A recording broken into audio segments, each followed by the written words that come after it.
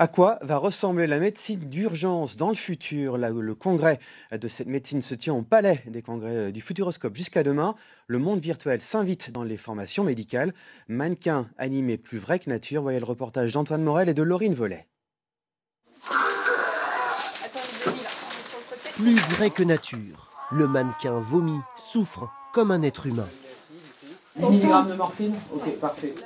Le robot joue le rôle d'un patient victime de l'effet de souffle d'une explosion.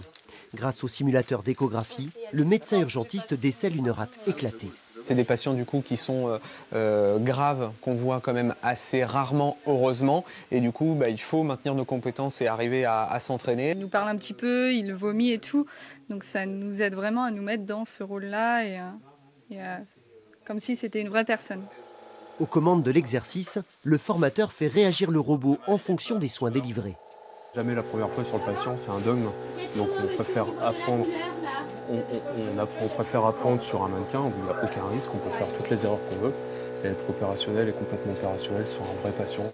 Stabilisé, le mannequin est prêt pour le bloc opératoire. Preuve des nombreuses possibilités d'entraînement offertes par le monde virtuel et numérique.